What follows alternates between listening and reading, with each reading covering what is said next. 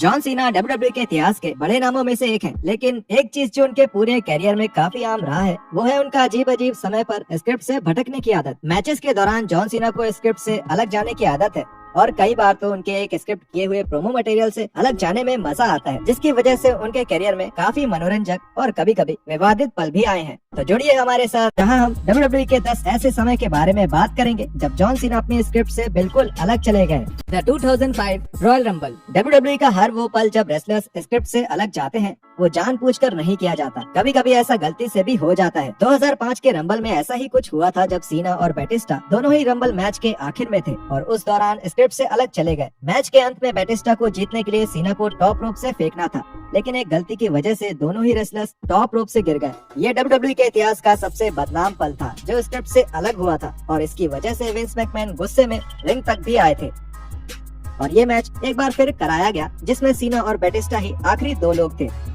Calling Roman Reigns. जब 2021 की गर्मियों में जॉन सीना रोमन रेंस के साथ एक लड़ाई के लिए वापस लौटे तब उनका प्रोमो अव्वल दर्जे का था। सीना ने रेंस के साथ अपने झगड़े को काफी असली दिखाया और उस प्रोमो के कॉमेडी वाले हिस्से काफी मनोरंजक रहे। एक ऐसा ही यादगार प्रोमो सीन में दिखाई दिया जब उन्होंने साफ साफ स्क्रिप्ट से हटकर एक कमेंट किया जिसमें उन्होंने रेंस को एसहोल बोल दिया।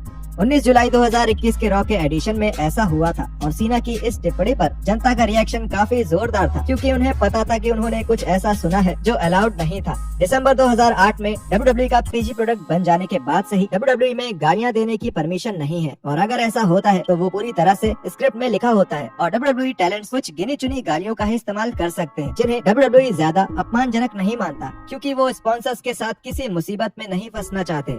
The foam hand. अपने करियर के शुरुआती दिनों में सीना को ये बड़े टेढ़े तरीके से पता चला कि अक्सर स्क्रिप्ट से अलग जाना क्यों एक गलत बात हो सकती है। एक हाउस शो के दौरान सीना का मैच कर्ट एंगल से हो रहा था और उस वक्त वो स्क्रिप्ट से अलग गए और जनता के बीच में से एक फोम का हाथ उठाकर ले आए। ये मैच के स्क्रिप्ट में कहीं नहीं था और एंगल इस बात से बहुत ज्यादा गुस्से में थे। अपने पॉडकास्ट पर एन एंडरसन ने ये दावा किया कि एंगल स्क्रिप्ट से अलग जाने की वजह से सीना से इतना गुस्सा थे कि उन्होंने सच में सीना को मारा था। वो कर्ट एंगल से लड़ रहे थे और तभी मैंने जॉन सीना को देखा। मैच के बीच में ही अचानक से वो रिंग से बाहर आए और फैंस के बीच करीब 15 रो तक अंदर गए और वहाँ से एक फोम का हाथ उठाया, उसे गलत इशारा बनाया और कर्ट की तरफ घुमा दिया। ऑडियंस तो खुश हो गई, लेकिन जब उन्होंने वो हाथ वापस किया और रिंग की तरफ फिर से मैच लड़ने के लिए गए तो सोचिए कि कौन वहाँ उनका इंतजार कर रहा था और अभी जो हुआ उससे बेहद नाखुश था। वो थे कर्ट एंगल और उसके बाद उन्होंने जॉन सीना को बहुत मारा।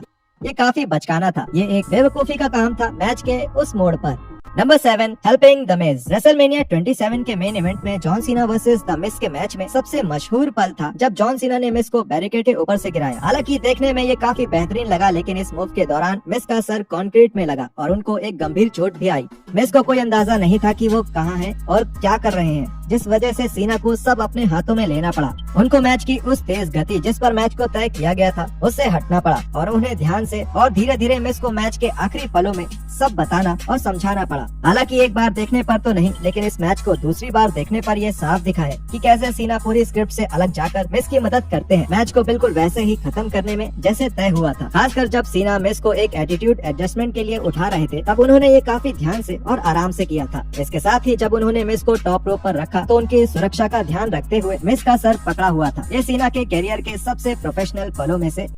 Number 5, the lack of selling. WrestleMania 23 में सीना और माइकल्स के शोडाउन मैच को फैन से बहुत तारीफें मिली, लेकिन एचपी के इस मैच से खुश नहीं थे। जानकारी के लिए बता दें कि मैच की स्टोरी लाइन में रॉड ट्विस्ट के लिए एक ऐसा पॉइंट रखा गया था जहां सीना को अपनी टांग में चोट लगा हुआ दिखाना था। एचपी के पूरे मैच के दौरान सीना की टांग पर मारते रहे, लेकिन सीना ने किसी वजह से स्क्रिप्ट से अलग जाने का फैसला कर लिया और उन्होंने इस बात को बिल्कुल नजरअंदाज कर दिया कि उन्हें अपनी टांग में चोट लगा हुआ दिखाना था। इससे एचपी के काफी नाराज थे, इतना ज्यादा कि जब मैच के बाद दोनों रेसलर्स को हाथ मिलाना था तब एचपी के वहाँ से चले गए क्योंकि वो सीना के स्क्रिप्ट से अलग जाने की वजह से गुस्सा